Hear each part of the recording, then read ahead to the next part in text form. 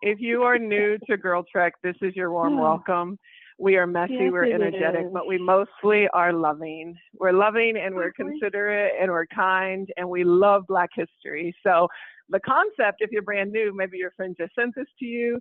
Welcome. First of all, my name's Morgan, that's Vanessa. We're doing 21 days of walking. We call it a 21-day walking meditation. Some people call it a walking challenge. Get your friends, family to do it.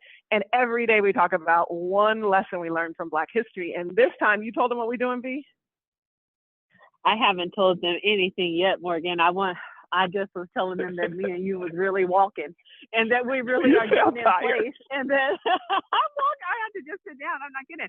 I was telling them we're really walking, and I was giving them an opportunity to actually lace up their sneakers and still join us before we go live with the content. So like genuinely, there might be a woman out there who's like tickled by our giggles. Sorry that we have the giggles a little bit, y'all. But we're happy. I feel blessed. The sun is shining on me. I'm walking from Washington, D.C. I am a little bit winded, but that's why this series means so much to me right now. I cannot wait for what November is about to bring to me. I cannot wait for what November is about to bring to the women who commit to this 21-day process. I cannot wait to what these daily rituals and these conversations are going to unleash in us and how we are going to design together. That's what Black History Bootcamp has been. We are on series 8 now. Every series explores different themes, and Morgan and I really thought and asked ourselves, like, what are we talking about right now? Because this is not a movement of fine poetic words, y'all. This is a really like, let's talk more walk. What do we mean when we say get on the line and talk about history? And we have decided that 24 hours before an election that is so consequential, on the heels of us just praying for Black men and women and our families on Saturday, after weeks of walking for the liberation line, like we have to, after us announcing our new 10 and 10 agenda, which is a new strategy, a new mission to increase life expectancy anchored in a 7-point joy and justice agenda. And we brought a rally together. This is a significant strategy, y'all. This is not by happenstance that we are on this line together. And so as we get ready to get into this conversation today and what we are going to talk about, we're talking about 21 questions. Like the 21, I don't know, Morgan, I said essential questions. That's what it says in the email. Essential questions, because I'm just like, every single day we're making choices, y'all, about who we are, about how we show up. And it's not easy and it's not binary.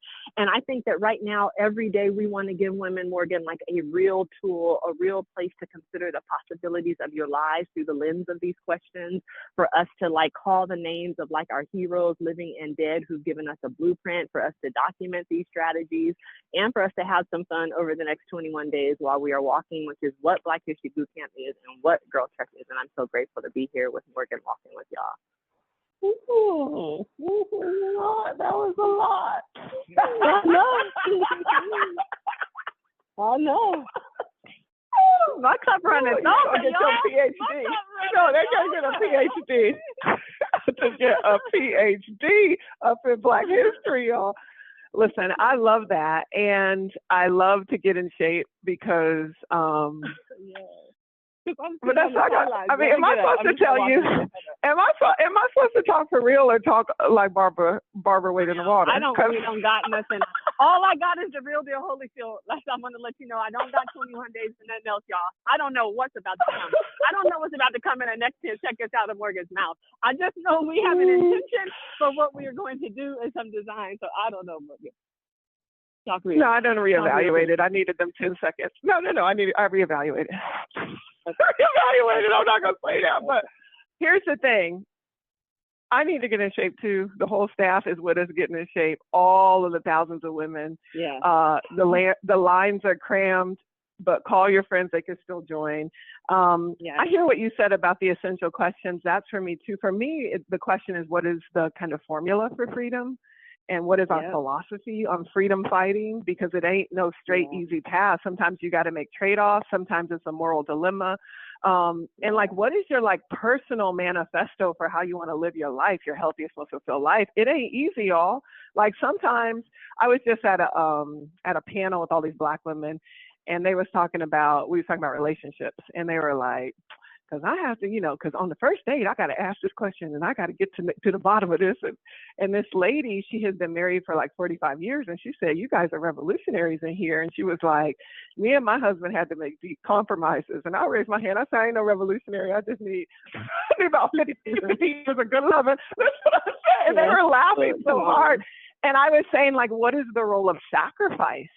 Because sometimes we become so strong. And I think sometimes we have to have a balance between like courage and comfort. Like, are we going to be capitalists or are we going to be content? You understand what I mean? Like, there's some like real trade-offs. Are we going to be radical? Or are we going, or sometimes we just going to be like right here.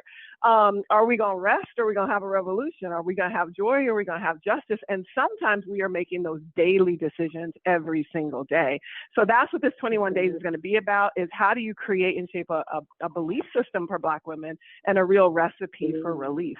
So I'm super excited to join all of you. And Vanessa, should we get started on our first story? I'm so excited. I don't know nothing about these people, and I done seen the picture 100 times. So let's get it. Let's get it in. I just want to let the producer note that right here, rewind back, and about 15 seconds ago, Morgan said a belief system for Black women and a recipe for something that's like probably healing. And we're going to put that in the subtext when we put these up on YouTube. Because y'all, even if you can't make it live, you can get these recordings every day by 5 p.m. and you can walk and talk. And so this is so important that we share this good news and just bring more women into the fold. So that was such a good description, Morgan. Thank you. I said a recipe for relief because I was flowing. I was flowing. That's right. And alliteration. I knew it was alliteration. I hadn't had it right. Because my brain only works in alliteration, y'all. If you don't know me, it only works in alliteration. The 3 deadly eyes of killing Black women: inactivity, isolation, and injustice. The 3 solutions to the Girl Trek movement: motivation, movement, and mobilization. That's so good. I'm telling y'all, that's how my brain works, like Muhammad Ali. All right, let's get to it. Let's get to the story. V, you ready? You got the story? I'm ready to get to the story. Muhammad Ali was such a good segue into the story, and God actually just walked me right here to the Joan of Arc statue in the middle of Malcolm X Park. It is apropos that I start the story here, y'all, because the question is this, and it's a genuine question right now. I know we are having this conversation with our family and friends. I had this conversation with my own family member. It ended up in a dial tone in my face. But the question is, when do we raise our fist and when do we open our hand? And for me, that question is, when do we and how do we protest? And when does that protest look like standing up? And when does it look like taking a knee? And I thought about this last night as I was watching Sunday Night Football. And I told Morgan, I was thinking about Colin Kaepernick. And today's story, Morgan, is the powerful story of Tommie Smith and John Carlos. Girl, you need to pause and take your breath. I'm telling you, you need to pause and take your breath. I'm your sister keeper. No, I do. Like, just take a minute, because we want to hear this song. Take a minute. Take your breath. Yeah. We got you. We waiting. We here. This story got me fired up, y'all. I'm trying to let you know, if you don't take away anything. I don't know if y'all saw when Taraji was hosting the BET Awards, but this is how it feels. She got all in the audience to explain these people how they needed to vote. And I was just like, I had this conversation with my cousin, and she was so passionate. And so now I'm going to take a breath, though, because also my knees and my hips and my body is like, ooh, thank God for this. Oh my God. How has it been? This is the problem. I thought I was walking, but have I really been walking? And have I been walking at that Girl Trek pace? Like, maybe not. So, yeah, no, this is a reminder. All right, Morgan, the story is so good. And the story is short because *9, y'all. *9 so that you can join the conversation. This is a conversation with women around the world around when we should raise our fists and when we should open our hands. And I am telling you the story from the perspective of 2 Black men who, I tell you, I just watched some videos of them, and they are in their 80s and they are glistening and glowing. And when I think about the prayer trek that we had on Saturday, I'm just so grateful for their example. Their names are Tommie Smith and John Carlos, and I actually had the privilege of being a student of Tommie Smith at Santa Monica College, where he actually taught water aerobics. And I'm convinced that the water aerobics and his presence and his ability to stand in the face of such criticism, which is what this story is about, but still channel such courage, is why he's living so long and healthy and happy today. So Morgan, I don't know how much you know about Tommie Smith and John Carlos. Where they had them leather gloves on at the Olympics and they put their fists up in the air. That's all I know. I don't know, and I know one of them was your professor, but I don't know nothing else. And I know they had like only one pair of gloves because one of them had the left hand and one of them had the right hand. Oh, that's all I know. Were they Panthers? No, they weren't Panthers. So here's the story. The story is actually really beautiful, and the story is about organizing, and it matters because, you know, y'all, we're organizing right now for joy and justice, and even asking you all to get your friends and families after this boot camp to walk with us for the Black Family 5K, so make sure to go to girltrek.org. But genuinely, Morgan, what happened is, and this is something that really divided the Black community. I'm talking about almost more than like New Edition or Boys to Men. Like, people in the Black community was divided. It was 1968. And I want us to imagine that 20 years after Kenny Washington and Jackie Robinson had integrated the NFL and the NBL, the media was reporting that sports was the new frontier of improved race relations in this country. In 1964, the Civil Rights Act had ended segregation supposedly, and yet violent protests had been erupting across America, and especially in our urban centers. It was because of the economic disparities, the lack of resources, the systemic failures. And those protests, the media was coining as riots. And a riot had broken out in Newark, New Jersey. And the day after that riot broke out, the first Black Power Conference, did you know this, Morgan, occurred in Newark, New Jersey from July 20th to July 23rd with more than 1,000 people who came together less than 24 hours after the Newark riot. Did you know this, Vanessa? The first school that I was a teacher at and the dean of students was at the very site where the riot started, right there on Irving Turner Boulevard, across from where Queen Latifah grew up in the projects and Shack, right next to the police station where they shot that little boy, and he was on the cover of Life magazine. So yeah, I did know that, God. but I don't know what that got to do with this story though. So let's keep going. It's good. It's juicy. I'm riveted.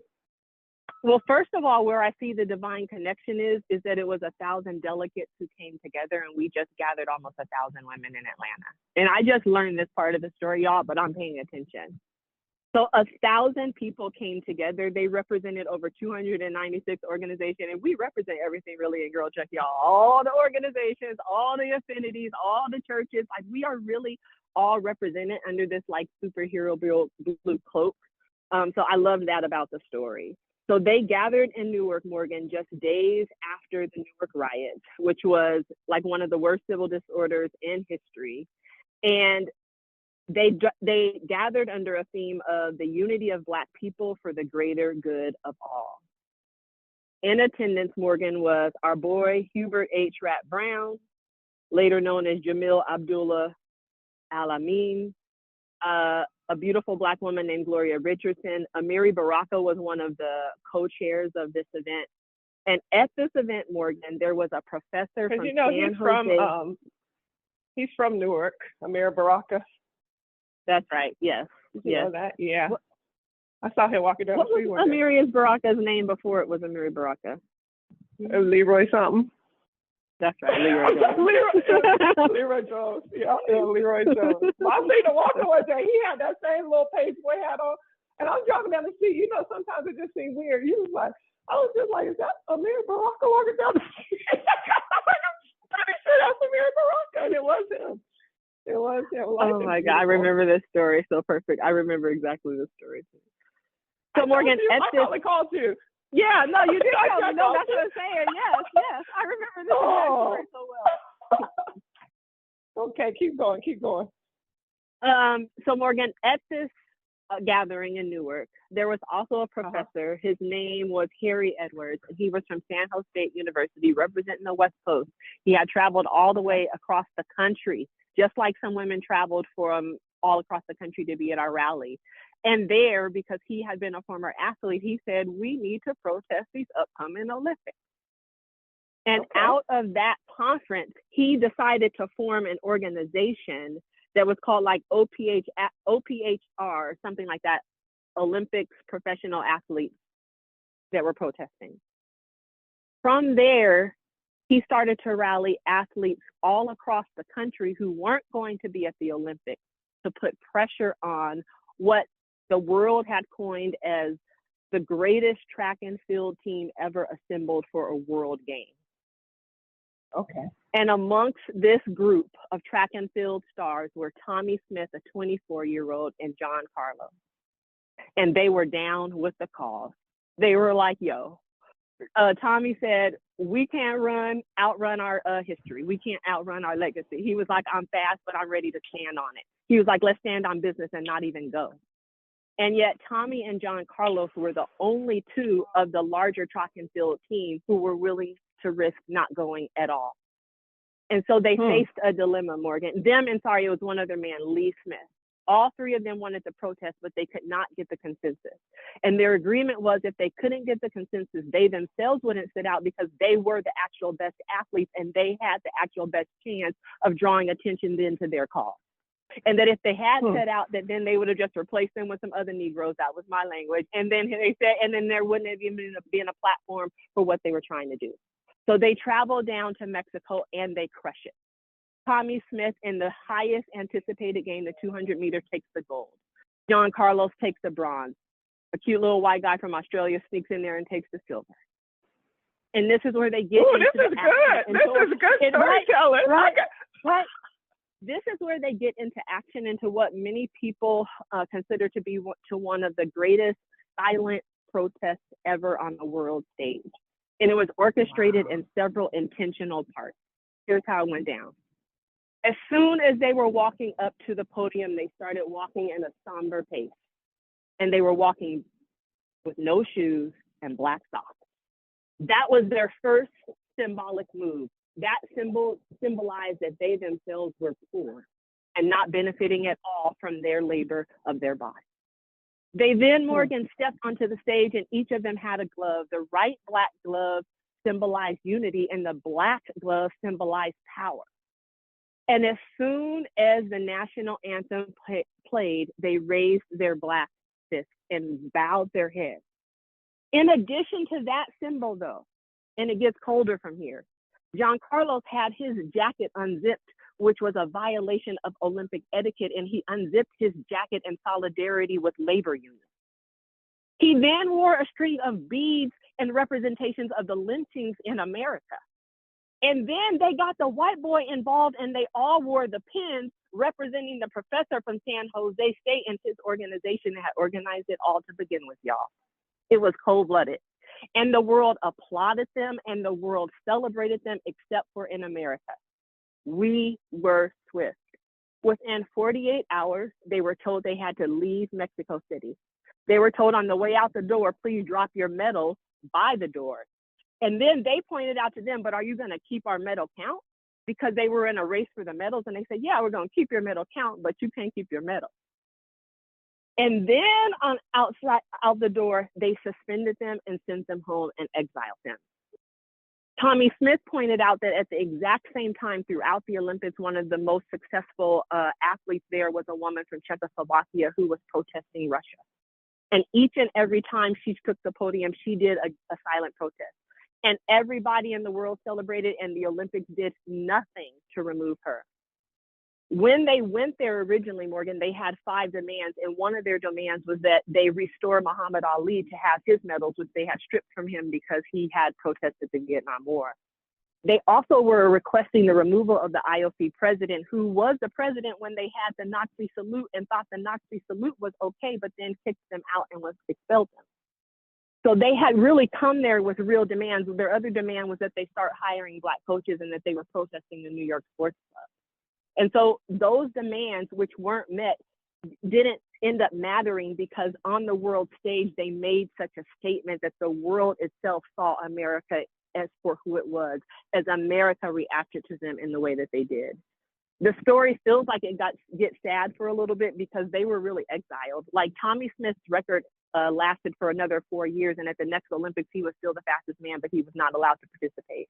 They were booed, they were ridiculed, they were kept away from getting any sort of like celebrations, and yet they bounced back in the most beautiful and intentional ways. And there's so many like really great interviews that I recommend people go see of them right now on YouTube, where they are just talking in their power about like right now in this moment, which is my question for everybody right now, right? As we get ready to open these lines, Morgan, which is like right now. And there's going to be some short times, Morgan, where it makes most sense, because I'm like, really, all those athletes should have followed them from the beginning probably and not gone to the Olympics. I don't know. But it's not like it's an easy decision or choice. And I just want to open the conversation up for people. This is a genuine question for us in our own lives right now to ask ourselves, where right now is life calling for us to put our fist in the air around something? And where is it calling for us to open our hand to build what I would say is like connection? So that's my question to folks. Morgan, do you have something before we open up the lines? Y'all star 9 to bring in some women from around the country. Nope. Think that's great. Thank you for that story. Yeah. I'll answer the question first. Well, so if you have an answer to the question, what is the question again, Vanessa? Star 9. Yeah, when do we put our hand in protest? When do we raise our hand? And maybe we can ask women genuinely when is a time in their life where they've done it, or a time where they know they need to do it. And maybe this conversation has convicted them. Yeah. Something happened to me today, actually. And it was defining for me. I was on Instagram, and I saw this Cab Calloway cartoon, and it was like an old, slightly racist cartoon of like Betty Boop and these ghosts and these skeletons. And Cab Calloway was like, hidey, hidey, hidey, ho, right? And then they showed the real footage of Cab Calloway.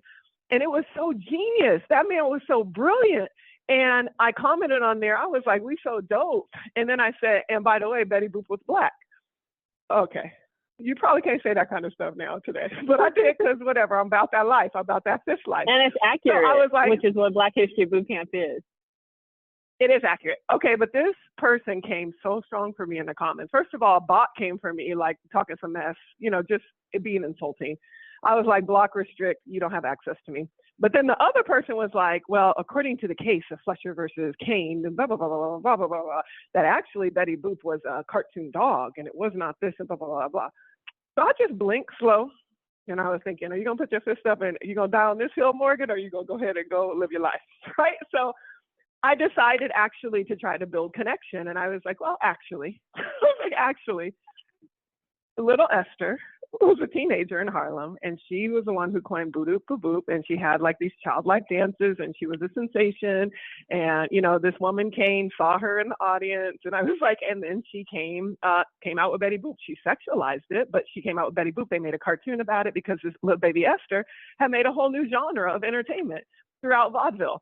And she was like, no, but it started with a cartoon dog. And I was like, ma'am, let me just explain to you that if they didn't have the video of Cab Calloway doing this actual dance, you would have thought Heidi, Heidi, Heidi Ho came from these ghosts and skeletons. No, they didn't. And then I was just like, so I just had to like say that. And then I just said, you know what? It's okay if we disagree. You think Betty Boop came from a cartoon dog? I think it came from baby Esther. It's okay. Like, it's okay. We don't have to actually come to conclusions. Okay.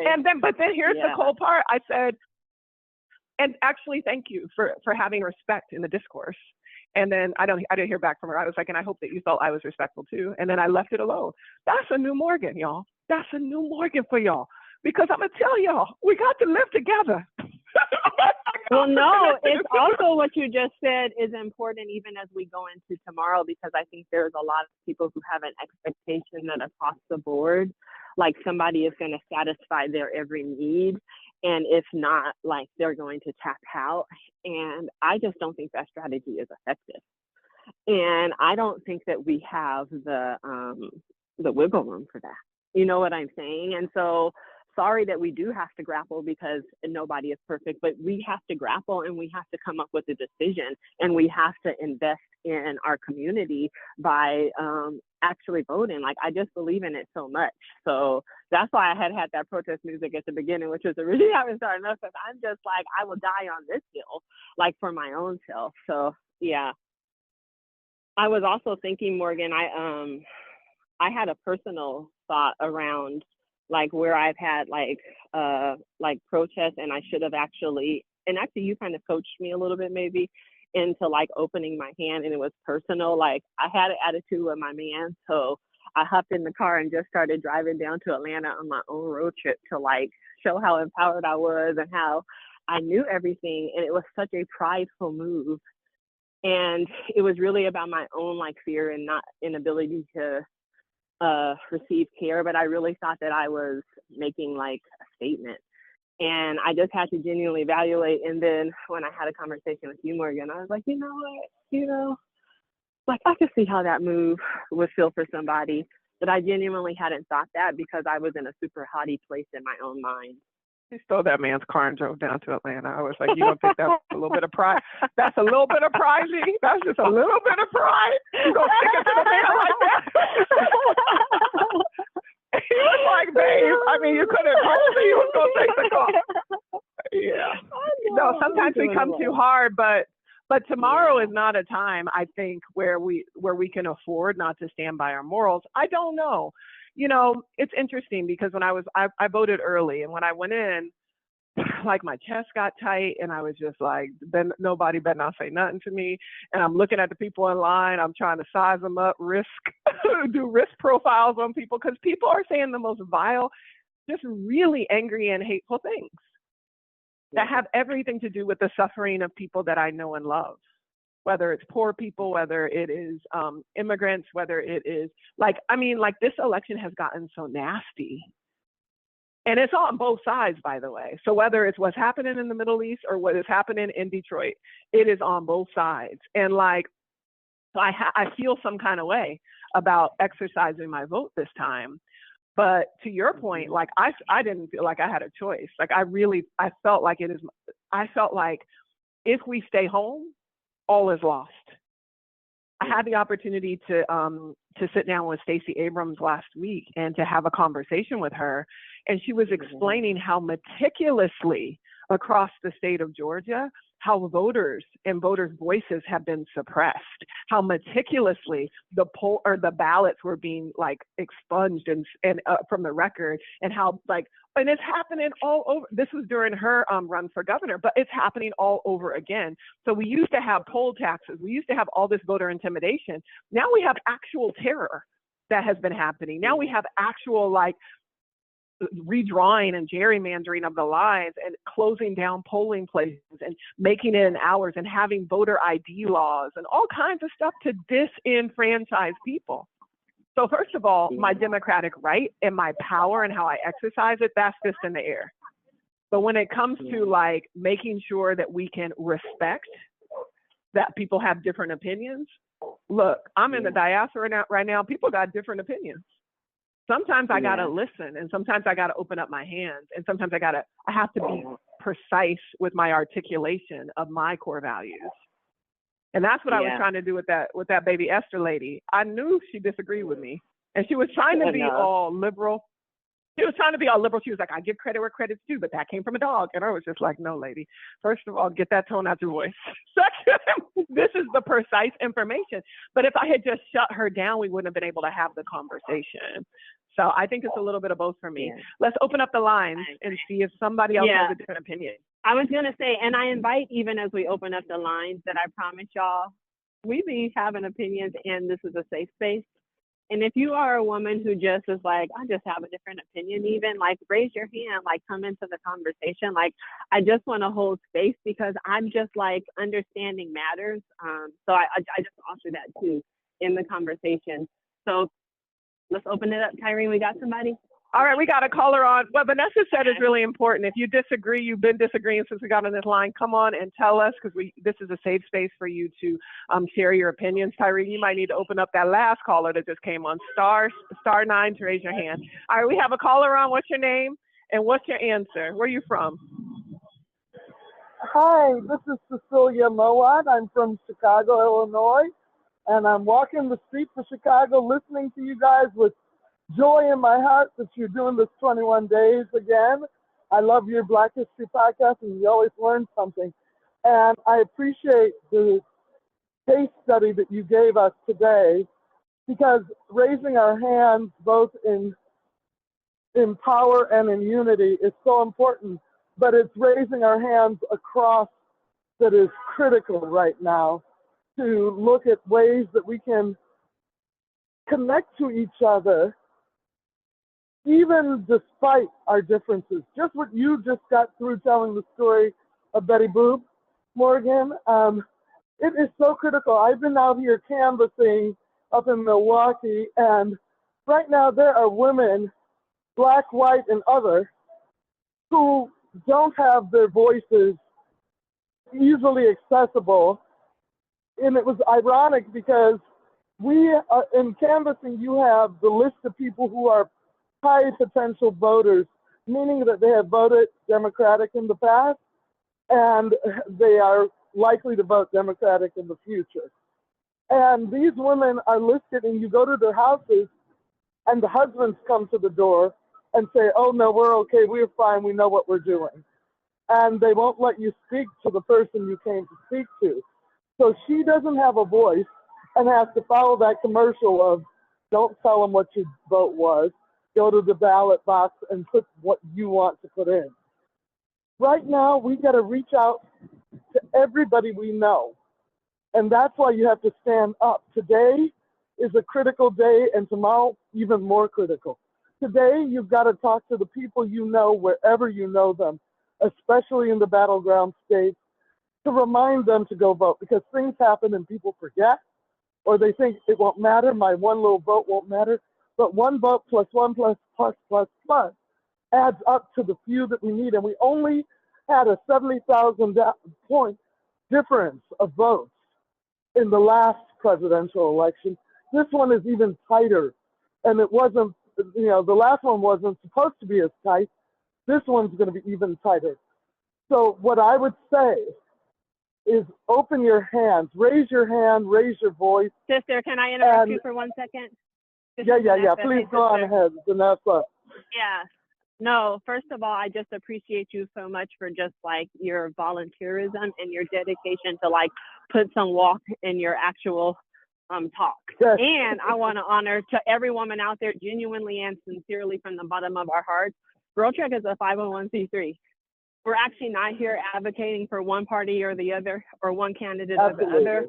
We are advocating to save Black women's lives, and for us to actually have conviction around the daily choices that we make, and advocating that we think tomorrow is an opportunity for us to flex that muscle in a way that could have a ripple effect for generations to come.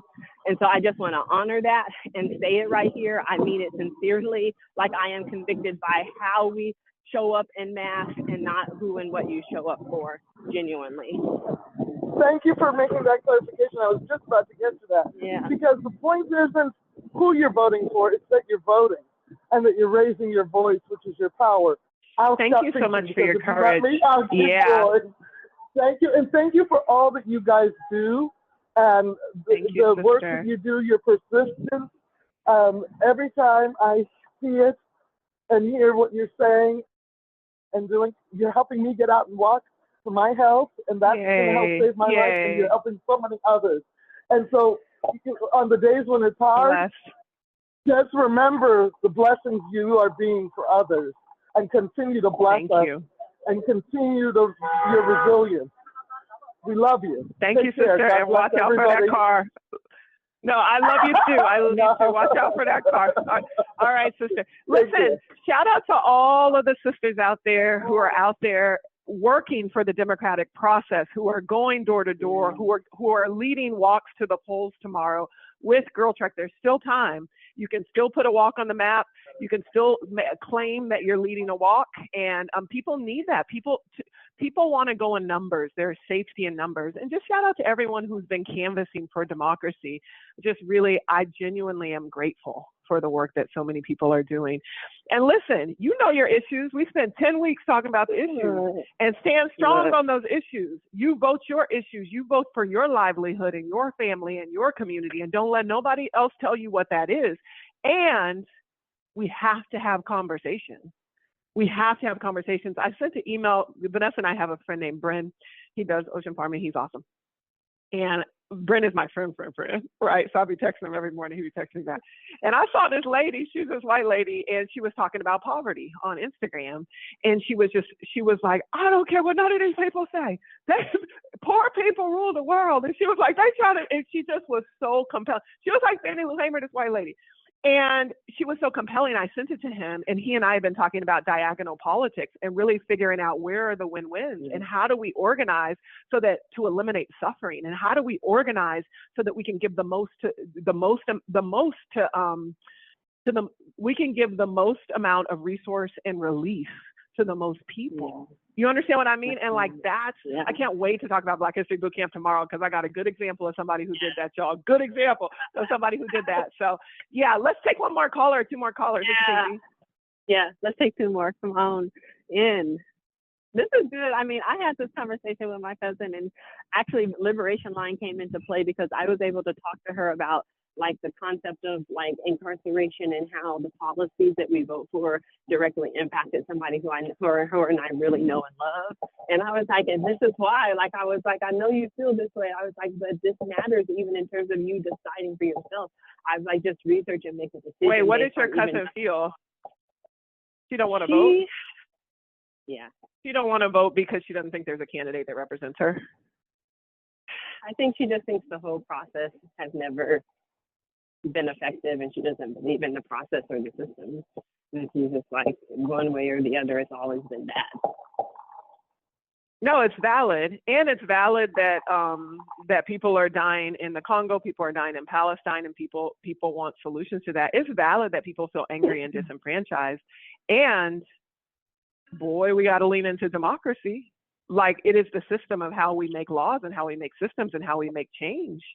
It's the only thing we have right now, right?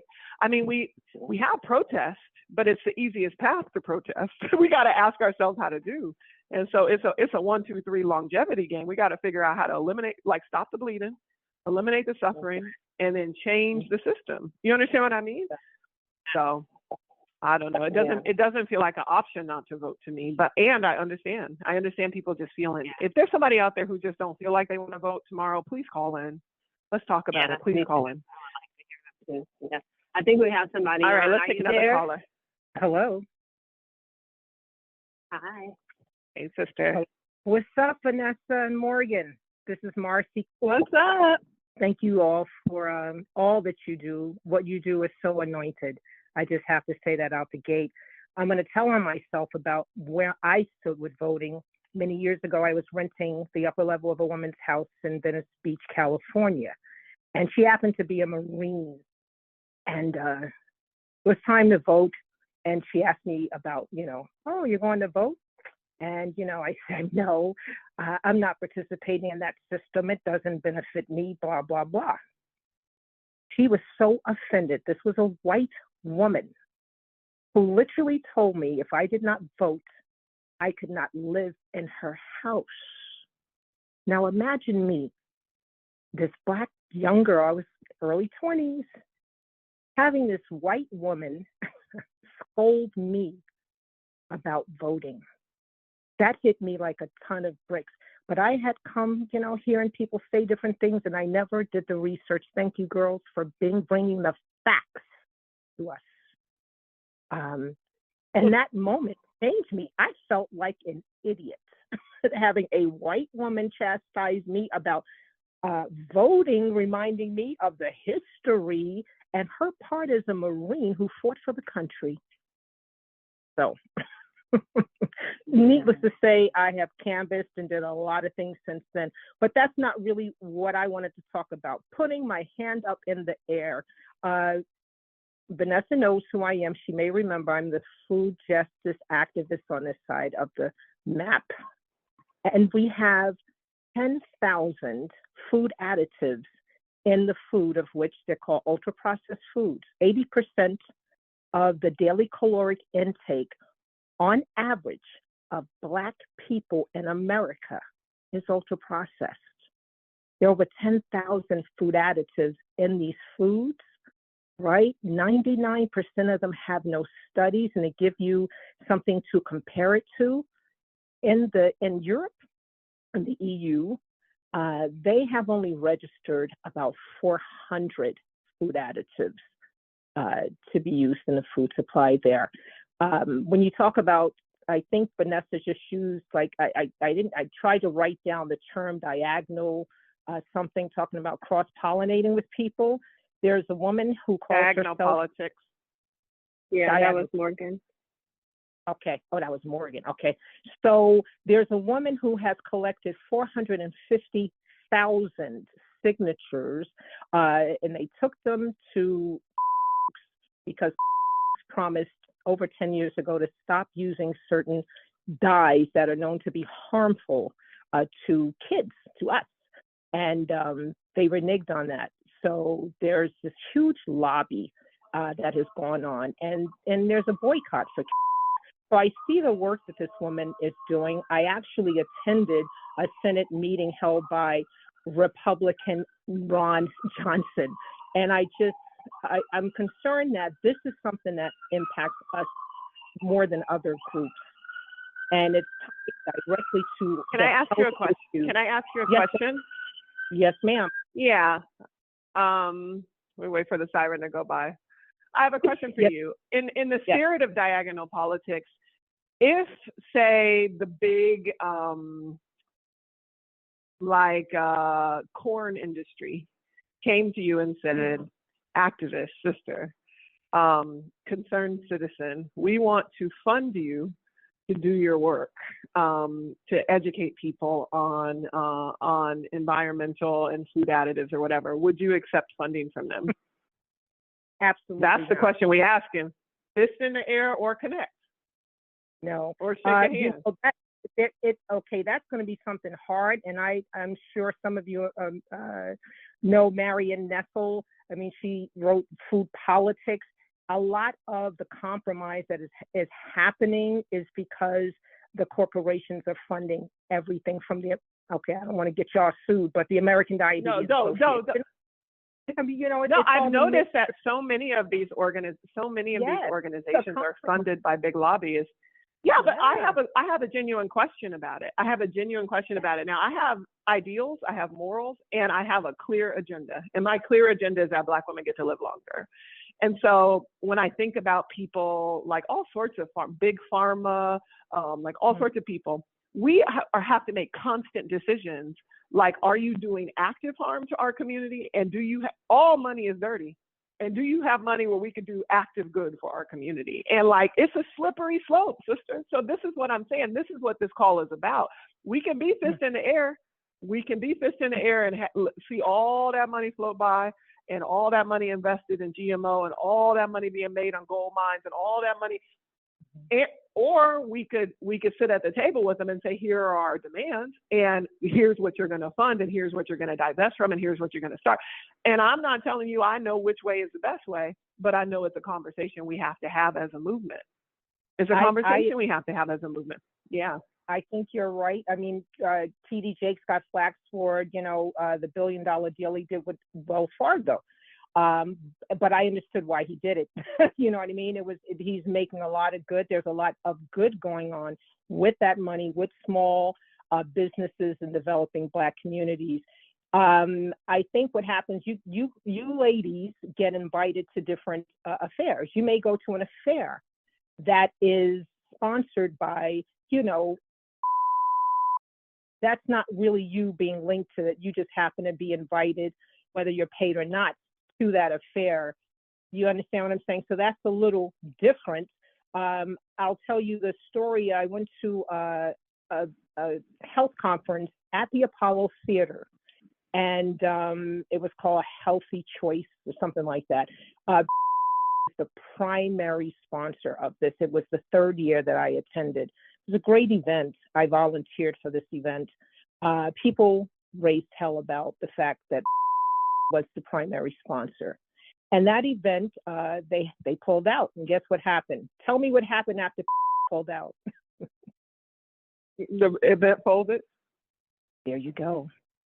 So that's an example of what you're talking about. You know, Yeah, Look, I don't have the sister, look. answer. And this is, no, Yeah. when I used to be a history teacher in Newark, actually, there's this little boy, I was right in that front class history teacher. This little boy said, Miss Martin, you always asking questions that don't got no answer. And I was like, it's true. I don't got no answer for it. I don't, but boy, we better be thinkers and we better be strong and we better be brave when we're standing up to this, because it's not no simple, this ain't no mom and pop operation we got here. We got 1.3 million Black women, and we are making these decisions together in collective mass. That's why I said we are mapping out a belief system of who we are. That's why you guys have to take those polls every day. Every one of these conversations in the next 21 days is going to be a grappling. I'm going to ask hard questions to the callers. It's going to be a grappling, and you all have to take the poll so we know how to make the decisions when Vanessa and I are sitting at the table across from whoever, Johnson Johnson, Walgreens, Walmart, whoever, we can make the decisions based on what you tell us to do, where your risk appetite is, what the profile is for your relief. You know, so what is the recipe? I done messed up my own stuff. So the recipe, for your relief. We got it on recording. We got it. You listen, we got it recorded. Yeah. So thank you, sister. We're running out of time. Do you want to try to take one more? Or you want to wrap? Thank you. I don't know what you think. Vanessa always want to take one more. Let's take one more. Let's take one more caller. We're going to take one more caller. We're going to make it quick. Yes, like that. Yes. I'm so grateful. Yeah. And this conversation was so challenging and good and juicy. I was just like, thank God we have the space for it. I genuinely hope women have been saying, like, you know tomorrow that, like, you can make space for this in your day. Put it on your Outlook calendar. Set a reminder. Put a buffer in. Like, make a date. Tell a friend. Like, actually be intentional and just think about, like, create the space. Even sometimes, you know how it is where you all have to do all the thinking, talking. Let us do the thinking and the talking for you, and you just come on to the community. Hey, sister. The sisters are she all laughing. Come on, sis. What's your name? Where you at? I hear you. Hey, my name is Pamela. I live in San Antonio. Right now I'm in Philadelphia for work. But I wanted to thank you ladies, and I try to share with all my friends about Girl Trek. I'm not giving up. I finally actually even got my daughter to listen on Saturday while she was driving. Been doing that since COVID, and she finally listened, and she called me and thanked me, crying. Said y'all had her shouting in the car. Come on, daughter, shouting in the car. Come on. But these are I'm going to send her a playlist. I know. I told her. And these are great questions. And just a real quick thing. I went to vote, early vote, and didn't even think about this because I've been wearing my shirt. And like you said, you guys don't suggest that we vote either way. This is my personal opinion. So I had my shirt on, and I'm standing in line down in Texas. And this guy behind me says to the poll lady, hey, are we allowed to wear political things? I didn't even think about it because I wear my shirt all the time. And she's like, no. And she said, ma'am, just to change the shirt. I was like, oh, I'm so sorry. Because I didn't mean to offend anybody. I just put it on not thinking. So, and the two guys told me, well, hold your spot. So when I got back, I looked at the guy and I said, you know, you could have asked me that. And I would have responded the same way I responded to her. I said, we have to start having the conversation. Yeah. Great. What did he say? What did he say? How did he respond to that? It's something for a second, and he thought about it because there was no malice. Because like you guys say, we have to live together. We have to do this. It's not even an option. And he thought about it. And he said, you know, I just didn't think about it. I said, no problem. And that's what I said to him. I said, we have to live together. I said, I didn't even think about my shirt. I just wear it all the time. And I said, I certainly don't want to offend anybody because we all get to vote for who we want to vote for. But I said, you could easily have said to me, hey, your shirt shouldn't be worn. So that was that. And just saying, we as Black women, and we still have time, some Black women, you can't get out and canvas. I've done postcards, I've done phone calls. They still need a lot of people to call for either side. So we can still be in this race. And as Black women, we have to have a voice. We have to raise our hand, and we do have to have the conversation. It's not an option for the next generation, and we have to have the conversation. I'm so glad you called in. And I'm over here. I got an attitude. I'm like my heckles is up. I was like, no, he don't need to talk to you. You don't need to talk to nobody. Like, this is what I'm thinking. No, I'm serious because I'm so tired of us doing the emotional labor. I'm so tired of us having to do the explaining. I'm so tired of us having to articulate and document truth. So part of me, like my natural thing is just in the air. It really is. But I was convicted when I was listening to you. I was convicted, and I was reminded of a conversation we had on this very line with the legendary Diane Nash. And Diane Absolutely. Nash, if you don't know who she is a living legend. She was thank you, sister, for your support. She was a living legend, and she implored us. I asked her. So Diane Nash is one of the organizers of the Freedom Rides, and you've seen her in every picture crossing the Edmund Pettus Bridge on Bloody Sunday. She had on a pencil skirt and a clipboard. She's incredible, and she's still alive, and she's a vegan, and she said, y'all got to eat better. But one of the things she said is, I said, what advice do you give to 1 million Black women who want to organize as effectively as you organize on the Freedom Rides? And she said 2 words, truth and love. She said, you have to tell the truth no matter what, and you have to love people anyway. And I just was like, that is such a high bar for this man, because you told that man the truth. But you got to love him. Sis. It's a journey. I'm 62. I'm just getting here. It's a journey. I tell my daughter all the time, because she's my little mini me. At 34, I'm like, girl, I understand. She's like, Mom, I'm not you. I said, it's a journey, and you will get there. You just have to be intentional. Thank you. Every day. Get up, face it, and be intentional. And for me, I got to bring God with me. I can't do it without him. That's just me. Do. It is God. I was telling Vanessa that actually earlier today. I was like, there ain't no right answer. Raise your fist or extend a hand. It's discernment. You got to know when to raise your fist and when to extend a hand. It really is. You cannot do it without God. I was just telling Vanessa that earlier. We were just having this conversation that Pema Children said there's a time when spiritual warriors are going to rise up. And we know we are those warriors right now. And you have to come with the full armor. Sometimes you got to go hard in the paint. And sometimes you have to come with compassion and love. Yeah. And I'm from a strong line of Black women. And when I say strong, my grandmother. Well, thank you, sister. Thank you so much. I appreciate it. That's who's behind me. But I have learned that's not always the way, though. We got to learn when that's necessary and when your strength comes through silence. Because there is strength in silence. Yes. Yes. Woo, there is strength in silence. That's why Vanessa got off Instagram. That's why I'm talking to that Betty Boop lady. There is strength in silence. Ooh, that's a billboard. That's a billboard. Thank you so much for your time. V, do you have any final thoughts? Just deep gratitude. Thank you guys for hanging in there with us. We are not the experts, but we are just grateful to walk alongside and have genuine conversations. And I hope it touched somebody out there. I hope you genuinely invite a friend. We're going to continue the conversation tomorrow. It will be election day.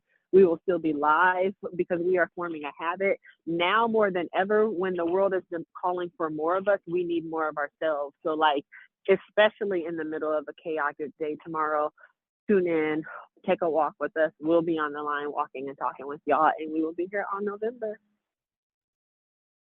Brilliant. We're going to edit this for y'all friends, so it's going to be tight. We love y'all so much. We love y'all. Be safe out there tomorrow. I don't even know what this music is we're going out to. No. We're going out on something a little right. It's not going to be the Roots telling us to walk on home. Sorry, y'all. Is it Quincy Jones? I know. Let's go back to Quincy Jones in the beginning, Tyrene. That was so jam. I actually was literally dancing in the park earlier because Kevin Campbell hit every note. He hit it to perfection. It was buttery. Rest in peace, Quincy Jones. He was from my hometown of Seattle, Washington. He was a musical genius. He gave 91 beautiful years to this world. He birthed so many other artists. He gave a platform for creativity. He used his voice in really powerful ways. He just was such a talent. He was. All right, y'all. Be safe tomorrow. Please, please, please. And we'll see you tomorrow. We have another juicy conversation. Bye, everyone.